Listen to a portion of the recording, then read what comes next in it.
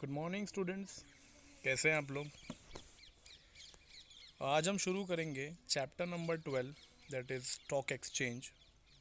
इसके पहले हमने दो चैप्टर किए थे, चैप्टर नंबर 1, 2। फाइन। एसपी में हमारे टोटल चैप्टर है यहाँ पे 12। तो 12 चैप्टर को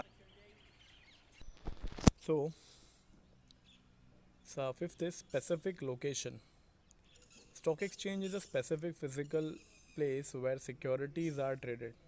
It is a marketplace where brokers and intermediaries meet to conduct dealings in securities.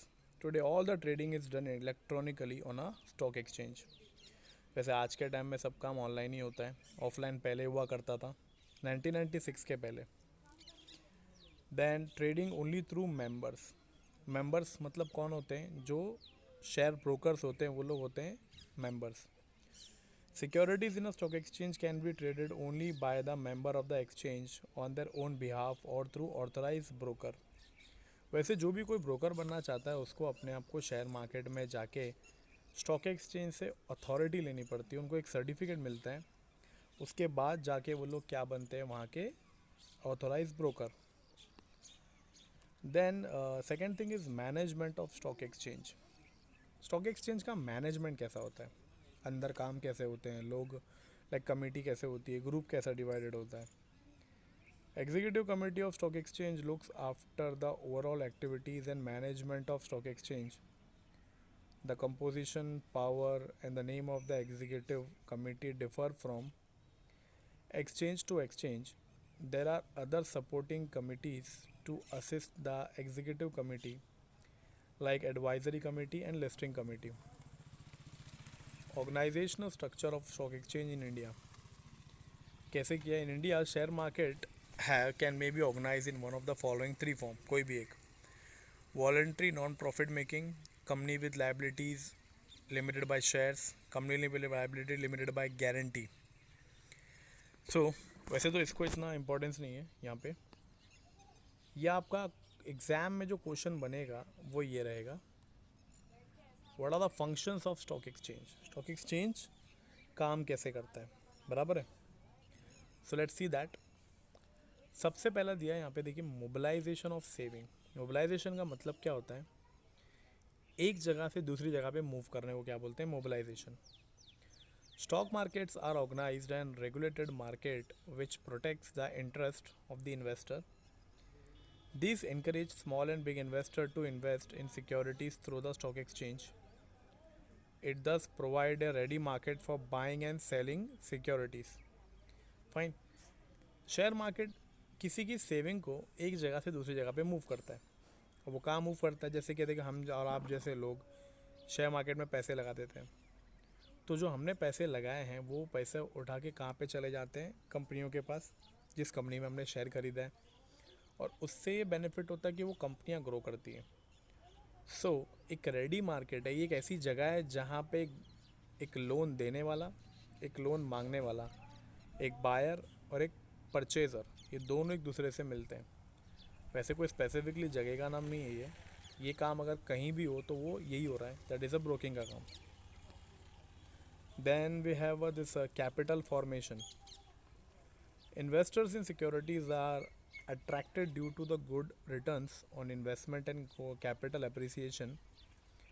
This attracts more investors to invest through the stock exchange. Corporates too can easily raise funds by offering various type of securities to meet the needs of different type of investor. The stock exchange serves as a tool for capital formation. Yes, capital formation का मतलब ही क्या होता है? वही capital को form करना। तो जिस तरीके से कैपिटल फॉर्म हो रहा है यहाँ पे ये बता देता है। देन इन्वेस्टर्स जितने भी होते हैं, जो लोग पैसे लगा देते हैं, वो इन्वेस्टमेंट कर दिया उन्होंने तो अपना, और उनके कैपिटल को अब बढ़ा के देने का काम कंपनियों का होता है। तो उन लोग क्या करते हैं? अपने पैसे को शेयर्स के थ्रू इन्वेस्ट कर देते हैं। पर ये जरिया कौन सा होता है? स्टॉक एक्सचेंज का। सपोज़ मान लीजिए आज की तारीख में रिलायंस को 1,000 करोड़ रुपीज़ की ज़रूरत है। अब चाहे तो वो पैसा वो बैंक से ले सकता है, बट होगा क्या ऐसे केस में? रिलायंस अनाउंस करेगा अगर समझो उसने 10 लाख शेयर इशू कर दिए और उसका प्राइस उसने मल्टीप्लिकेशन में इतना रख दिया कि अगर सब के सब अगर शेयर बिक गए तो 1000 करोड़ मिल जाएंगे, देन डेफिनेटली वो बैंक से नहीं मांगेगा। वो क्या करेगा, ब्रोकरों को बता देगा, ऑनलाइन पोर्टल पे डाल देगा। और हम और आप जैसे बड़े इन्वेस्टर्स जो होते हैं या कोई भी जिनको ख़रीदना है, अब रिलायंस क्या कहेगा कि जो भी मेरे शेयर्स खरीदेगा मैं उसको बदले में क्या दूंगा, अच्छा रिटर्न्स, उसको हम कहते हैं डिविडेंड। अब अगर अच्छा डिविडेंड मिल ही रहा है तो जाहिर सी बात है कोई भी पैसे लगाएगा।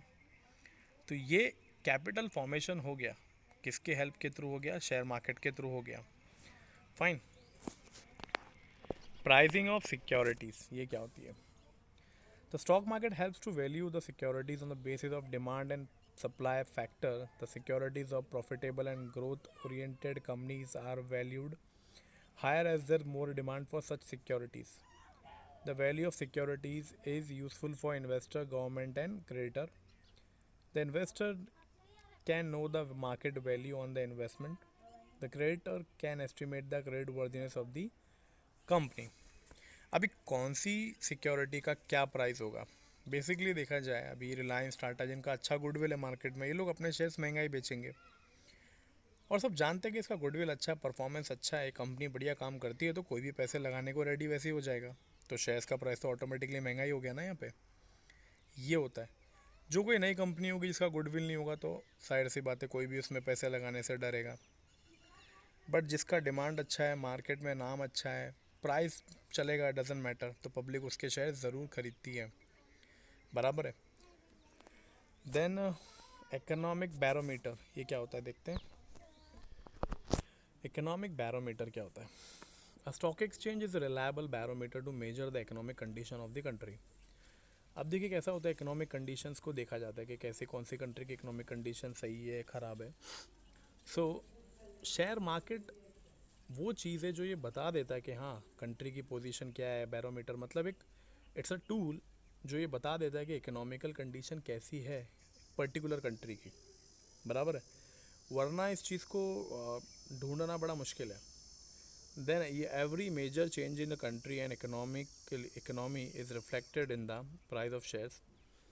द राइज और fall in the price share indicates the boom और recession cycle of the economy. है ना, कंट्री में रिसेशन आ रहा है या इन्फ्लेशन आ रहा है, ये सब चीज़ें हमें कहाँ से पता चल जाती हैं? शेयर मार्केट के अप्स एंड डाउन से। Then stock exchange is also known as a pulse of economy और economic mirror as it reflect the economic condition of the country. किसी को भी जानना है कि कौन सी कंट्री की क्या इकोनॉमिक कंडीशन है तो उसके शेयर मार्केट की पोजीशन साफ साफ बता देती है, उसका एक आईना है अपने आप में। Then we have this protecting interest of investors. Stock exchange protects the interest of investors. In stock market, only the listed securities are traded. Stock exchange allows listing only after verifying the soundness of the company. Yes, stock exchange का ये भी काम है कि जो investors होते हैं उनको प्रोटेक्शन देना, क्योंकि देखो उन्होंने पैसे लगाए हैं, अगर उनके पैसे बेवजह डूब गए तो क्या होगा इससे? कोई भी नेक्स्ट टाइम शेयर मार्केट में आएगा नहीं, क्योंकि शेयर मार्केट की एक अपने आप में एक हिस्ट्री है।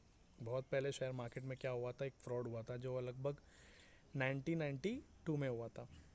बराबर है। तो शेयर मार्केट इस बात का भरोसा देता है अपने आप में कि आपके पैसे एकदम क्या है, सेफ है। Then the companies which are listed have to operate within the strict rules and regulation laid down by the stock exchange.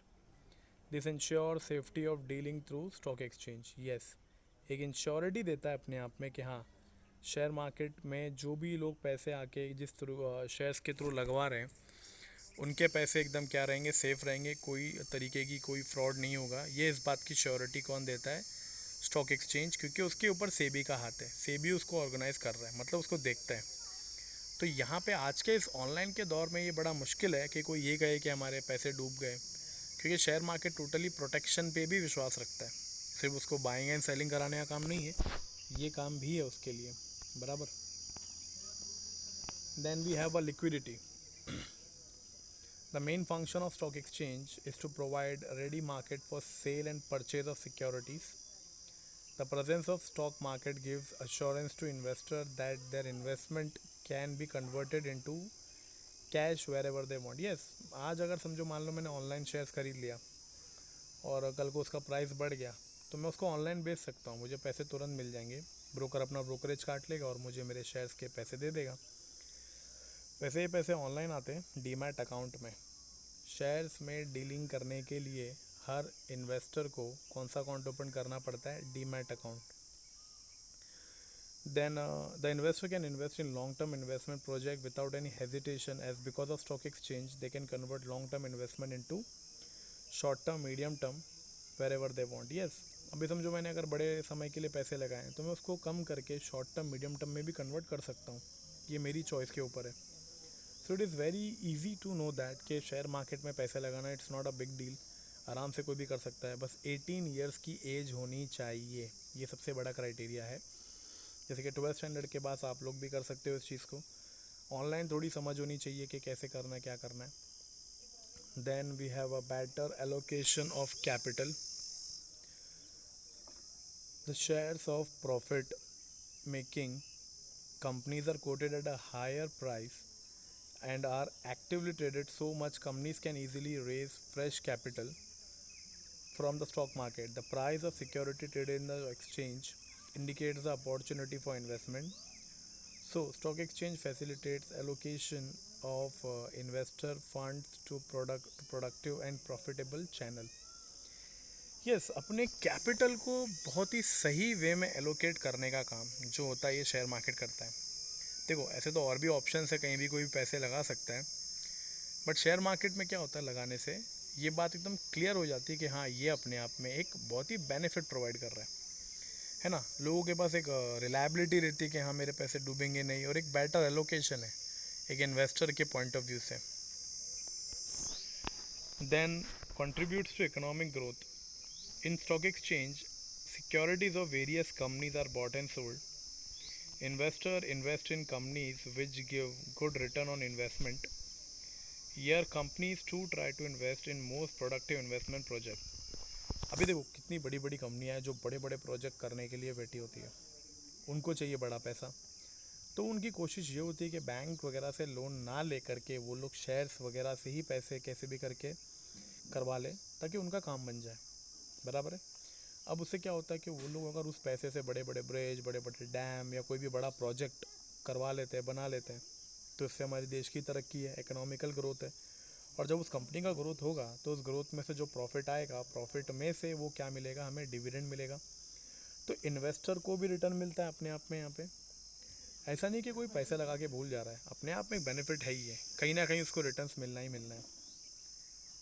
Then we have providing scope for speculation. Yes, to ensure liquidity and demand of supply of securities, the stock exchange permits healthy speculation of securities. Yes.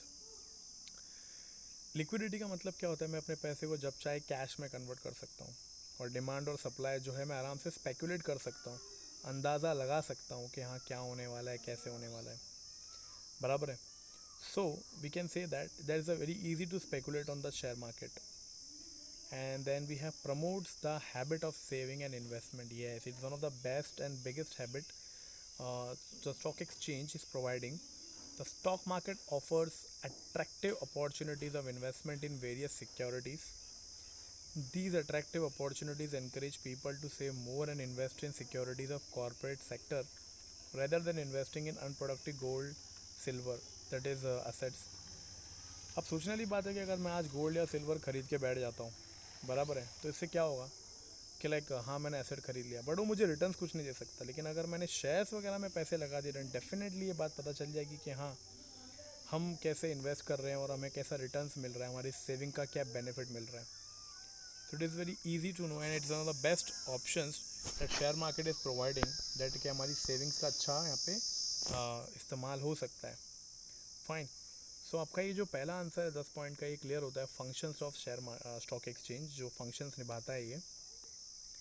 Then उसके बाद we have this major stock exchange in India. Yes, तो मैंने कहा जैसे कि total मिला के 22 हैं, बट ये दो मैं आपको बता देता हूँ। पहला आता है ये Bombay stock exchange. Bombay stock exchange वो सेटअप इन 1875, अंग्रेज़ों का ज़माना था तब के, उस ज़माने में ये ऐड हुआ था। At that time, it was called as a Native Share and Stock Broker Association. It is located in Dalal Street in Mumbai. है ना, टाउन साइड में चर्च गेट के पास दलाल स्ट्रीट है, वहाँ पे लोकेटेड है। एशिया का सबसे पहला स्टॉक एक्सचेंज था, है मतलब। It's one of the first listed stock exchange in India. It's the 11th largest stock exchange in the world in terms of market capitalisation. वैसे दुनिया भर में काफ़ी है, इंडिया वाला जो ये पहला है ये 11 नंबर पे आता है। It is the largest number of company listed with it, approximately over 5000, more than that. It's now demutualized and corporatized any entity registered under the Companies Act 1956 and in the year 1995 इन्होंने एक अपने आप को इलेक्ट्रोनाइज कर लिया, totally online चले गए। The automated screen based trading platform is called as a BSE online trading, that is BOLT, and they also have introduced one of the website that is bsewebex.co.in. So it is very easy to that कि investor कोई भी जाके online check कर सकता है कि कैसा करना है, क्या करना है। इसका एप्लीकेशन भी आता है मोबाइल प्ले स्टोर पे। देन सेकंड है नेशनल स्टॉक एक्सचेंज, जो इंडिया का मेजर है। वैसे इसकी शुरुआत हुई थी 1992 में, और ये 1993 में इसको कॉर्पोरेट सिक्योरिटीज़ रेगुलेशन एक्ट में आ गया था। ये एक्टिविटीज़ इन्होंने शुरू की 1994 में। It is the largest and a modern stock exchange. ये मुंबई में लोकेटेड है, और ये पहला स्टॉक एक्सचेंज बना जिसने डायरेक्टली सैटेलाइट से कनेक्शन लिया, एंड टोटली इंटरनेशनल लेवल पे हमें पहचान मिली। दैट इज़ इसमें NSE नाम से होता है, दैट इज़ लॉन्च इन 1996। तो मैं कह सकता हूँ BSE जो था ये इंडिया के लेवल पे था, NSE जो हुआ ये इंटरनेशनल लेवल पे चला गया, ताकि पूरे वर्ल्ड को पता चले कि हम भी शेयर मार्केट में कुछ चीज़ें सीखते हैं और करते भी हैं। Right, so with this we have completed 3 answers over here. पहला आता है आपका ये फंक्शंस ऑफ स्टॉक एक्सचेंज, दूसरा दोनों BSE और NSE, और स्टार्टिंग में जो था आपका ये कुछ important features of stock exchange, और यहाँ पे मैनेजमेंट के बारे में। ओके, आई होप आपको ये सेशन एकदम अच्छे से समझा होगा, और कुछ चीज़ें प्रैक्टिकली बोर्ड पे भी आप इस वीडियो में देखेंगे, डेफिनेटली आपको ये और आसान लगेगा। Okay, so with this I am ending the concept, और इस वीडियो के एंड के बाद आपको कुछ प्रैक्टिकल चीज़ें जो मैं बोर्ड पे बताऊँगा वो भी आप देख सकते हैं। ओके,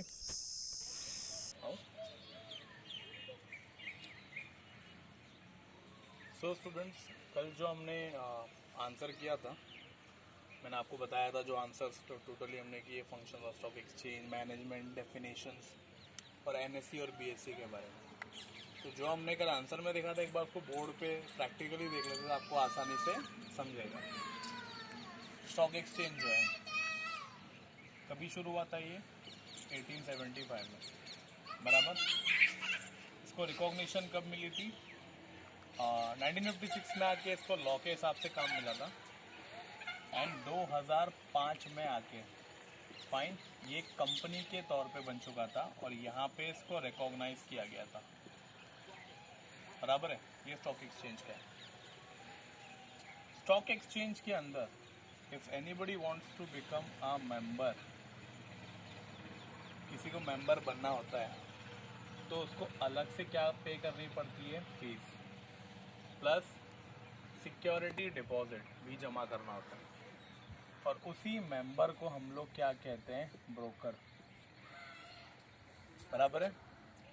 टोटल इंडिया में कितने शेयर मार्केट हैं? 22, जिसमें से 2 सबसे बड़े हैं, BSE और NSE। फाइन, ये जो BSE है ये 1875 में बना था, और NSE जो है ये 1992 में बना था, ठीक है। इसके अलावा स्टॉक एक्सचेंज के अंदर जो भी बाइंग एंड सेलिंग होती है, क्या क्या चीज़ों की होती है? Shares and securities. Shares basically सब जानते हैं कौन कौन से होते हैं, इक्विटी एंड प्रेफरेंस। सिक्योरिटीज को क्या नाम दे सकता हूं मैं? डिबेंचर या तो बॉन्ड्स। ये सारी चीजें इसमें क्या होती है? Buying and selling. Stock exchange practically क्या है? इट्स अ प्लेस, या फिर एक बोल सकते हो मार्केट, जहां पे बाइंग एंड सेलिंग होती है। किस चीज की होती है? शेयर्स एंड सिक्योरिटीज की होती है, ठीक है। और किसकी हेल्प के थ्रू होती है? ये ब्रोकर की हेल्प के थ्रू, इसके बिना नहीं हो सकती। और आज के टाइम पे टोटली ये कैसा होता है? ये ऑनलाइन ट्रेडिंग होती है और हर शेयर होल्डर को कौन सा अकाउंट ओपन करना पड़ता है? Demat account. और जो शेयर मार्केट भी जिस सिस्टम पे काम करता है उस सिस्टम का नाम क्या है? बोल्ट। फाइन। सो बेसिकली ये स्टॉक एक्सचेंज का इतना एक इंट्रोडक्शन है जो आंसर से रिलेट करता है अपने आप में। शेयर मार्केट अपने आप में एक इसको हमने दूसरा भी नाम दे सकते हैं शेयर मार्केट को, इट्स अ सेकेंडरी मार्केट, है ना। क्योंकि यहाँ पे ऑलरेडी जो शेयर्स इशू हो चुके हैं मार्केट में उसकी बाइंग एंड सेलिंग होती है। तो प्राइमरी मार्केट किसको बोलेंगे? प्राइमरी मार्केट को बोलेंगे हम लोग डायरेक्ट कंपनी।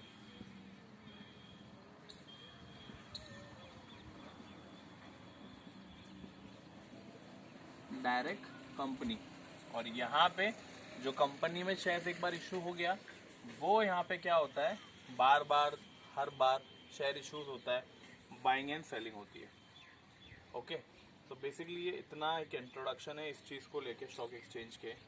तो जो आंसर आप पढ़ने बैठोगे तो एक बार आप इस चीज़ को भी अच्छे से देखना, आपको समझ में आ जाएगा कि ये चीज़ क्या है। बराबर है।